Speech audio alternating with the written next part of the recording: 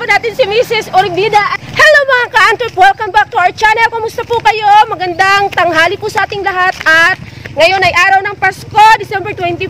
At may exciting tayong gagawin dahil tama-tama nandito si ate at si kuya. So bibisitahin natin yung kanilang fish pond. So ang fish pond nila mga ka-antrip, ano lang siya, nasa sapano ng Ned. Ay mga ka-antrip, Nedi Orbida po ang ano niya, YouTube channel. Subscribe po kayo ha. More on buhay probinsya. At si tatay yung parang ano, kapartner ni ate dito sa pag-fish pond nila. Kasi si tatay ang ano, si tatay ang nagpapakain sa mga fish pond. Yan. So bibisitahin natin ngayon, kukuha tayo ng ilan siguro para pang pag-ihaw or pang ano man, pang prito or whatsoever. Basta excited ako kasi ang lalaki na nila eh. Parang, kuya, ilang months na ba yung simula ng inano nyo? 4 months. Ha? 4 months na. Ngayon, December? December 5, 4 months. Tapos, August 5 nilagay. August 5. August 5, ngayon ay December 25. 4 months na. Okay, 4 months na. So, titingnan natin mamaya kung gaano na sila kalalaki. So, ito, malapit ito sa ano eh, malapit sa ilog. Ayan. So, feeling vlogger talaga tayo mga ka-antre. Feeling vlogger kasi may cameraman tayo, may camera woman. Tapos, nagsiselfie stick pa ako. Hello mga ka-antre. feeling vlogger talaga. No? Hello. Ayan. So, itong fish pond nila is nandito sa ano, sa baba ng tulay. Yan tulay. Tapos, yun yung ilog. Yan, yung ilog. And then, ayun yung sapa. Nandoon yung fish pond. Actually, ano siya, buhay na ilog, sapa siya. Tapos, yan yung ano, dyan nila inalagaan yung kanilang mga tilapia. Bibi!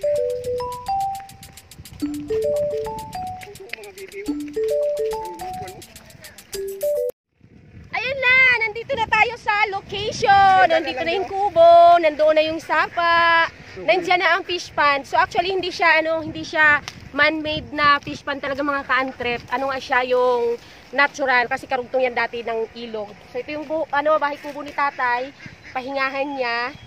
Yan kapag nagpapakain ng itik. Tapos, ayan na. Ay, pababa ito. Diyos ko Lord. Baka maligid ako dito. Kaka-vlog-vlog. Uy, ang daming itik. Yan, isa din yun sa mga, oops, aray ko. Isa din yun sa inaalagaan nila ni Nang Ned at tatay mga itik kanila. Ayan. So, ayun ang mga ka-antrep, ang mga itik.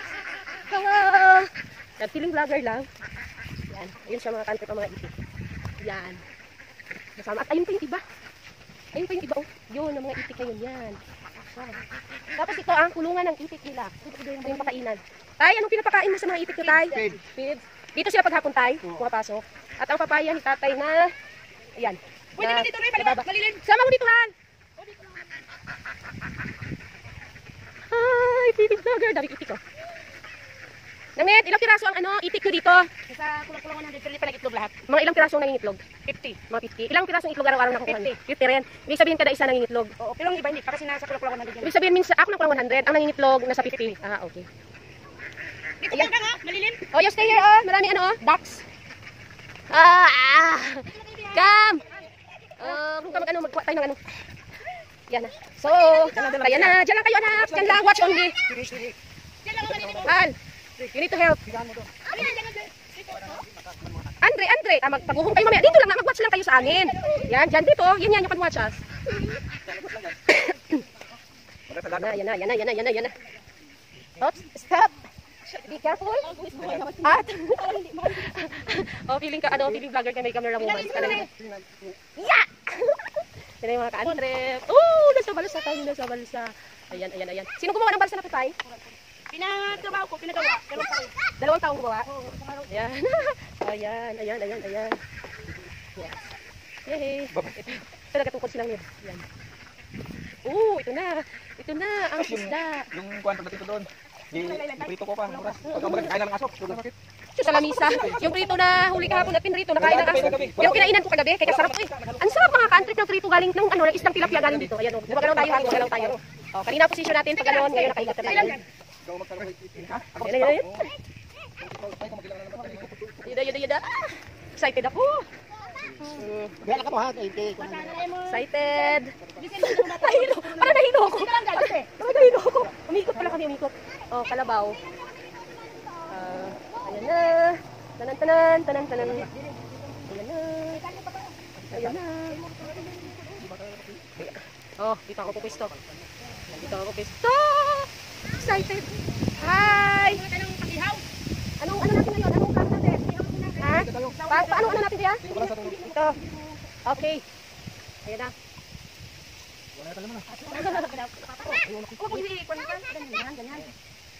Yeah, we're catching fish. Excited ako. Kaya ko na may isda. Isda! Kunan mo! Ito! Ay! Huwag yung isa. Ayun, ang lalaki. Ayun, Rio. Yan. Ayun, Rio. Yung malaki. Yung isa lang. Yung maliit. Yan. Ayan, yun na. Ilan na? 3. Ito ba? Ako. 4 lang. Ayun, 4 lang. Okay.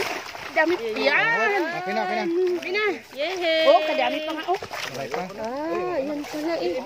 Oh, lalaki yan. Wala, oh, may pula. Oh, lalaki yan, lalaki. Malaman ganyan pag lalaki. Pero wala bang maliliit?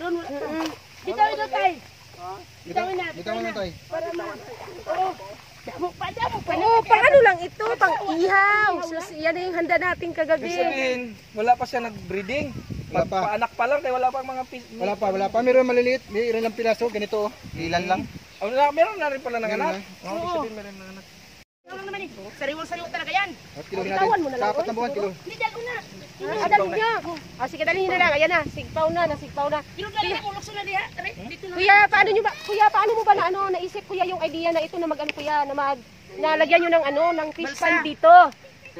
Ate Ned, bakit nyo naisip na lagyan dito ng isda? Bakit gusto nyo magkaroon ng fish pan dito? Kasi naisip namin na pwedeng lalagyan ng lambat para maalagaan ng isda. Kasi pag bibitawan lang dito sa ilog, hindi agad mahuli. Pero ano to siya, kumbaga naisip ninyo na itong idea na ito ngayon, pang ano lang to, panimula. Panimula ninyo. Panimula lang. Galing saan yung similya ninyo? Alam mo, maming. Sa Bipar. Libre po yan.